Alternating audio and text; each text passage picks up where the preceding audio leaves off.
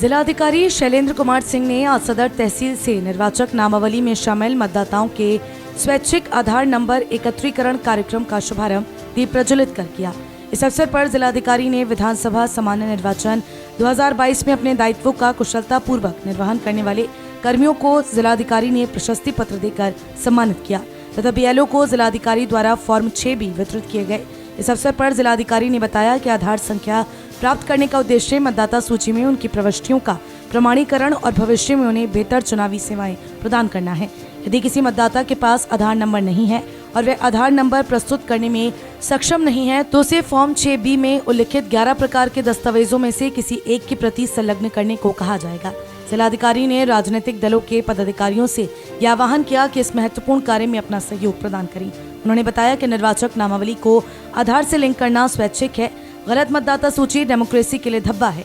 लोकतंत्र सबसे अच्छी प्रणाली है, इससे बेहतर कोई प्रणाली नहीं है।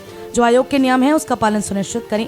मतदाता सूची सही बन गई तो मतदान का सबसे बड़ा कार्य हो जाएगा। उन्होंने सुपरवाइजर्स, BLO, कानूनगो एवं लेखपालों से कहा कि अपने शासकीय दायित्वों का निर्वहन करते हुए शुद्ध निर्वाचक नामावली को तैयार कराने में अपना महत्वपूर्ण योगदान प्रदान करें।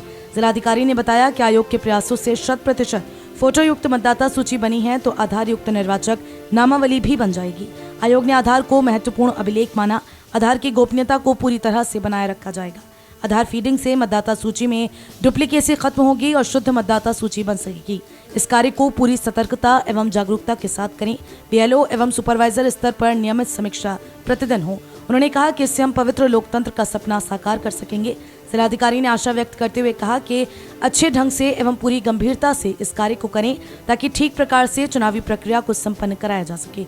उप जिलाधिकारी सदर प्रशांत तिवारी ने बताया कि निर्वाचन आयोग द्वारा मध्य स्थल पर आधार नंबर एकत्रीकरण हेतु दिनांक 7 अगस्त 2022 एवं दिनांक 21 अगस्त 2022 को विशेष अभियान की तिथि निर्धारित की गई है।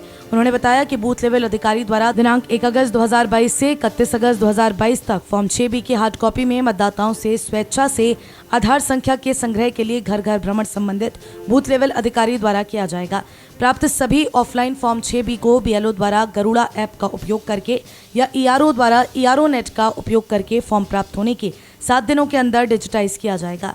उप जिलाधिकारी ने बताया कि बूथ लेवल अधिकारी के घर घर भ्रमण के दौरान मतदाता सूची में नामांकित मतदाता यदि अपने घर पर नहीं मिलता तो उसके आसपास के लोगों से जानकारी प्राप्त करते हुए पुनः उस घर का भ्रमण किया जाएगा।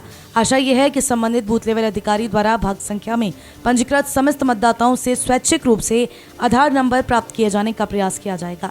बूथ लेवल अधिकारी के घर घर भ्रमण के दौरान मतदाताओं को ऑनलाइन माध्यम से आधार नंबर के सबमिशन हेतु प्रोत्साहित किया जाएगा। मतदाताओं द्वारा आधार नंबर उपलब्ध कराना स्वैच्छिक है और इस बुनियाद पर उनका नाम मतदाता सूची डेटाबेस में अपमार्जित नहीं किया जाएगा कि उनके द्वारा आधार नंबर उपलब्ध नहीं कराया गया।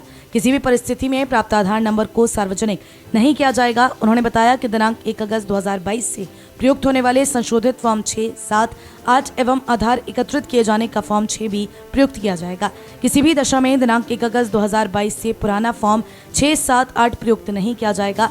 फॉर्म 8 का को समाप्त करते हुए नए फॉर्म 8 में मर्ज कर दिया गया है। इस अवसर पर अपर नगर मजिस्ट्रेट प्रथम प्रज्ञा यादव, तहसीलदार नितिन तेवतिया, कानूनगो, लेखपाल, जनप्रतिनिधि, सुपरवाइजर, BLO आदि उपस्थित रहे।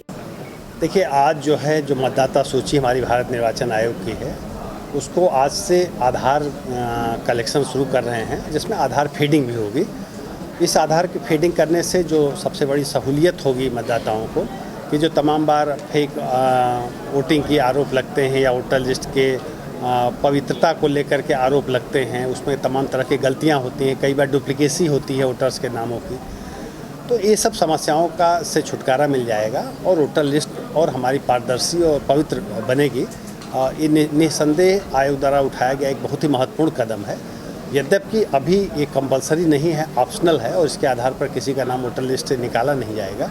लेकिन अगर आधार से एक बार हम लोगों ने लिंक कर दिया वोटर लिस्ट को तो उससे कई बार होता है कि जाने अनजाने में एक ही वोटर के नाम एक स्थान से अधिक स्थान पर दर्ज होते हैं।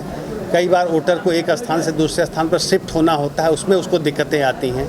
ये लिंक हो जाने से कहीं भी वोटर जब भी चाहे अपने वर्तमान एड्रेस के हिसाब से अपने एड्रेस को चेंज कर सकता है और शिफ्ट कर सकता है। उसके संबंध में सारे BLOs को हम लोगों ने प्रशिक्षित किया, सुपरवाइजर्स को प्रशिक्षित किया और आज से कार्य शुरू हो गया है।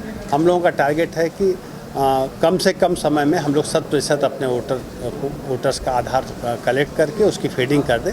फीडिंग के लिए BLO अपने स्तर पर ऑनलाइन फीडिंग भी कर सकते हैं और जिनको कोई असुविधा हो यहाँ BRC सेंटर पर जमा करके यहाँ भी फीड करा सकते हैं। जो भी आधार नंबर जो लोग दे रहे हैं उसको पूरी तरह से गोपनीय रखा जाएगा और जो वोटर लिस्ट में पब्लिश भी होगा उसमें शुरू की डिजिट कैप्ड रहेंगी, वो कोई देख नहीं सकता है और पूरी तरह से उसकी गोपनीयता रहेगी और जो पेपर्स इससे रिलेटेड होंगे उसको ट्रेजरी के डबल लॉक में रखवाया जाएगा। तो मैं सभी जनपद वासियों से जो हमारे वोटर्स हैं, सम्मानित वोटर्स हैं, उनसे आपके माध्यम से अपील करना चाहूँगा कि इस कार्य में BLO को सहयोग दें और अपने आधार को वोटर लिस्ट में फीड कराने का कार्य करें। सर, इसके लिए कोई स्पेशल कैंप लगाए जाएंगे? और देखिए, अभी इस महीने में 7 तारीख और 21 तारीख को सभी जो हमारे बूथ हैं वहाँ पर कैंप लगाए जाएंगे। इसके अलावा हमारे BLO डोर टू डोर जा करके इसको कलेक्ट करने का कार्य करेंगे। आज इस अभियान की शुरुआत आज इस अभियान की शुरुआत